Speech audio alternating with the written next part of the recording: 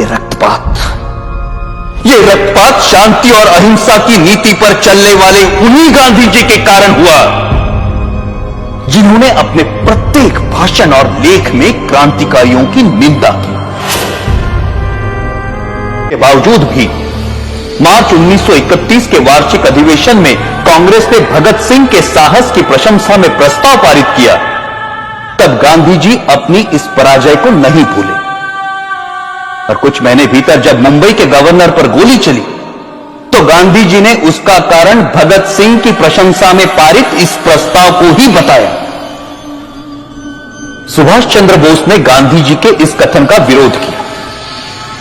परिणाम स्वरूप गांधी जी सुभाष बोस को भी अपना शत्रु समझने लगे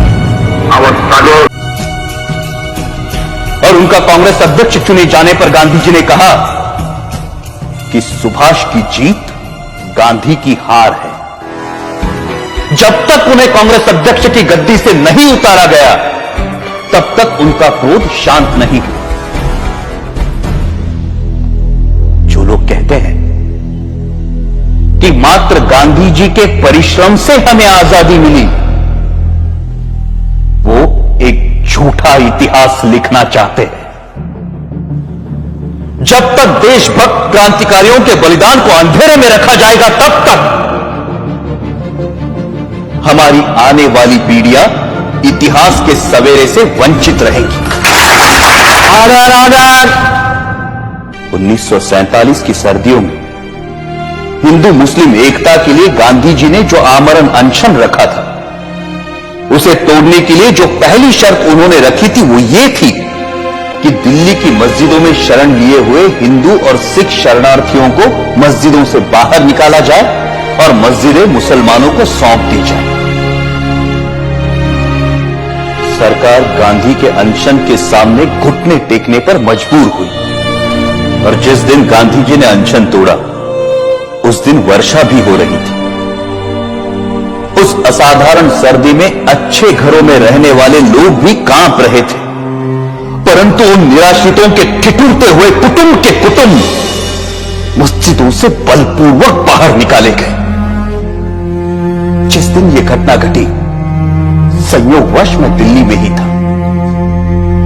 मैंने अपनी आंखों से गांधी जी की जिद को पूरा होते हुए देखा। कड़ाके की सर्दी और वर्षा में कपकपाते हुए वो लोग बिरला हाउस पहुंचे। वहां उन्होंने नारे लगाए, गांधी जी हमें शरण दो, गांधी जी हमें शरण दो। परंतु उस भव्य भवन में रह रहे गांधी जी तक उन निराश्रितों की पुकार नहीं पहुंची।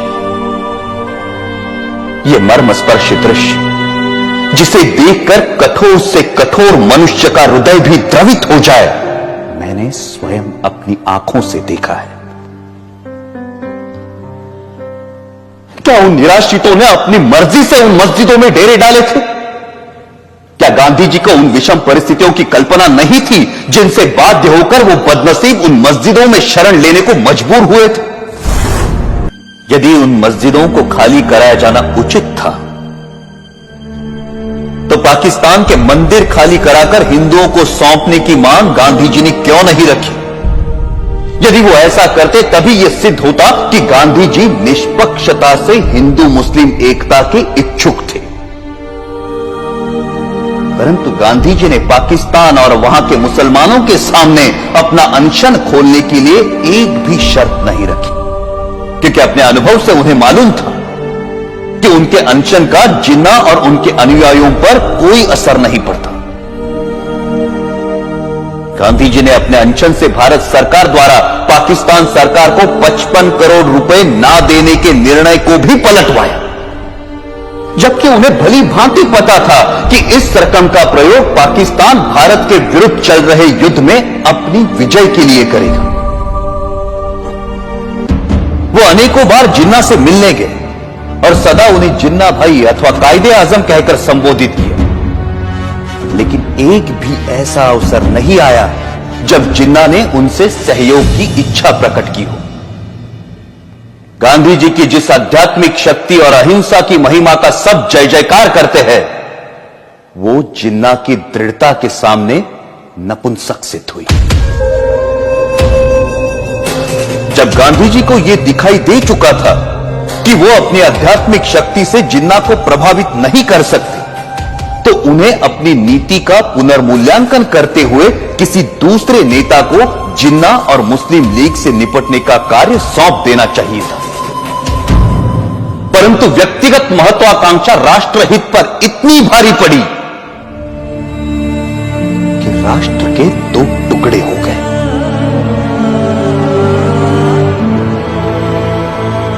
हमारे त्यागी और दूरदर्शी नेताओं ने संपूर्ण भारत की स्वाधीनता के लिए स्वतंत्रता संग्राम में भाग लिया था, परंतु देश के विभाजन से वो संयुक्त राष्ट्रीय प्रयास विफल हो गया।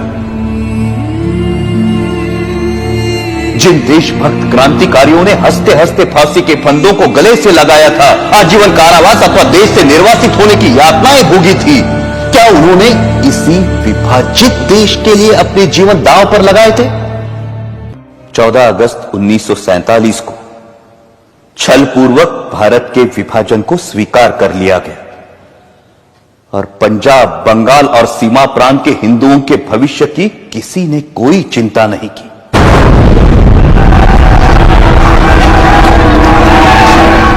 करोड़ों हिंदुओं को मुसलमानों की दया पर छोड़कर गांधी जी कहते रहे कि हिंदुओं को पाकिस्तान छोड़कर भारत पलायन नहीं करना चाहिए। प्रतिदिन हजारों हिंदू पुरुषों का संहार और हजारों हिंदू स्त्रियों की अवमानना होती रही, परंतु उनकी सुरक्षा के लिए भारत सरकार द्वारा पाकिस्तान सरकार पर किसी प्रकार का कोई दबाव नहीं डाला गया।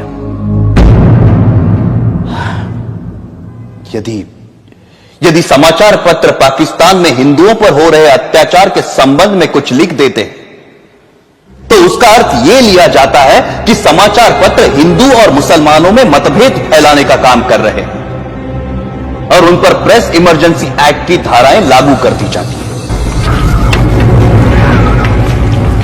पाकिस्तान में हिंदुओं पर हो रहे अत्याचारों के विषय में गांधी जी ने कभी एक शब्द भी नहीं कहा।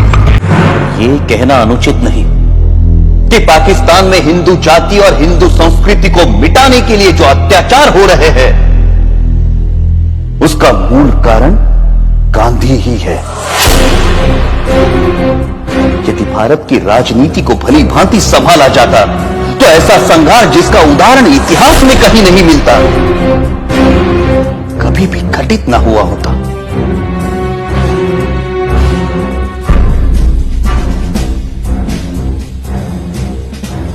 गांधी जी सदा सत्य और अहिंसा के नारे लगवाते रहे। कोई भी समझदार व्यक्ति इन नारों को पूरा नहीं कह सकता, परंतु यह आशा करना कि जीवन सदैव ऐसे उच्च आदर्शों के अनुसार चलेगा, एक दिवा स्वप्न है। वास्तव मुझे स्पष्ट दिखाई देता था कि यदि मैंने गांधी जी का वध किया, मैं जड़ मूल से नष्ट कर दिया जाऊंगा। लोग मुझसे घृणा करेंगे और जो सम्मान मुझे प्राणों से भी प्रिय है वो नष्ट हो जाएगा। मैं अवश्य मरूंगा, परंतु देश अमर होगा। मुझे स्पष्ट दिखाई देता था कि यदि मैंने गांधी जी का वध किया, मैं जड़ मूल से नष्ट कर दिया जाऊंगा। लोग मुझसे घृणा करेंगे और जो सम्मान मुझे प्राणों से भी प्रिय है वो नष्ट हो जाएगा। परंतु मुझे यह भी दिखाई देता था कि भारत की राजनीति से गांधी जी के प्रस्थान से ही भारत का भाग्योदय होगा और देश एक महाशक्ति बनकर उभरेगा। मैं अवश्य मरूंगा, परंतु देश अमर होगा। मुझे गालियां मिलेंगी, परंतु विश्व में भारत का नाम होगा। और यही सोचकर मैंने गांधी जी का वध करने का निर्णय लिया और अपना यह निर्णय किसी को नहीं बताया। अंततः 30 जनवरी 1948 को मुझे मेरा निर्णय साकार करने में सफलता मिली। यदि देशभक्ति पाप है तो मैं मानता हूं मैं पापी हूं, और यदि देशभक्ति प्रशंसनीय है तो मैं स्वयं को उस प्रशंसा का अधिकारी मानता हूं। मेरे जीवन का अंत तो तभी हो गया था जब मैंने गांधी जी पर गोली चलाई थी।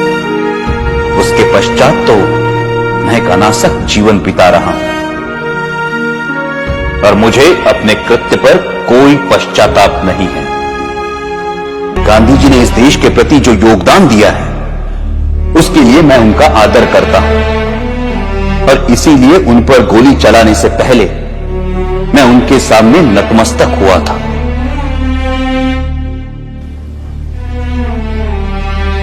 मेरी ना किसी से कोई दुश्मनी है और ना किसी के प्रति कोई दुर्भावना। आप मेरे बयान को जिस प्रकार देखना चाहे देखें और अपनी भावना के वशीभूत जो कार्य मैंने किया है उसका जो दंड मुझे देना चाहे दे। मैं किसी प्रकार की कोई दया नहीं चाहता। मैं ये भी नहीं चाहता कि मेरी ओर से कोई दया की याचना थी। इस अभियोग में मेरे साथ कई लोगों को षड्यंत्रकारियों के रूप में शामिल किया गया है। इस बारे में मैं पहले भी कह चुका हूं कि इस कार्य में मेरा कोई साथी नहीं है और केवल मैं ही इसका उत्तरदायी हूं। अंत में मैं ये कहना चाहता हूं कि जो वक्तव्य मैंने दिया है वो सत्य और शुद्ध है। इसमें प्रस्तुत प्रत्येक बात संदर्भ ग्रंथों को देखकर तैयार की गई है। मैंने ये लंबा वक्तव्य इसलिए नहीं दिया कि लोग मेरे कार्य को सराहें, बल्कि इसलिए दिया है कि लोग मेरे विचारों को भली भांति जान जाए और किसी के मस्तिष्क में कोई भ्रांत धारणा न रहे। भगवान करे हमारा देश फिर अखंड हो और भारतीय उन विचारों का त्याग करे जो अत्याचारी के आगे झुकने की प्रेरणा देते हैं। यह सत्य है कि मैंने सैकड़ों लोगों के बीच दिन के समय गांधी जी पर गोलियां चलाई, परंतु मैंने भागने का प्रयत्न नहीं किया और ना ही स्वयं पर गोली चलाई। मैंने कानून के सामने आत्मसमर्पण किया क्योंकि मैं अपने विचारों को खुली अदालत में प्रकट करना चाहता था। आलोचनाओं के बावजूद मैंने जो कृत्य किया है उसके नैतिक पक्ष पर मेरी आत्मा कभी भी विचलित नहीं हुई और मुझे किंचित भी संदेह नहीं कि सच्चाई और ईमानदारी से इतिहास के इस अध्याय को जब इतिहासकार लिखेंगे तो वो मेरे कार्यों और उसके परिणाम का सही मूल्यांकन करेंगे। मेरा वक्तव्य अब समाप्त हो चुका है। आपने इसे ध्यान से सुना और सुविधाएं दी, उसके लिए मैं आपका कृतज्ञ हूं। जिन्होंने मुझे इस अभियोग में कानूनी सहायता दी और इस अभियोग से संबंधित पुलिस अफसरों का भी मैं कृतज्ञ हूं। जेल के अफसरों को भी सद्व्यवहार के लिए धन्यवाद। अखंड भारत अमर रहे।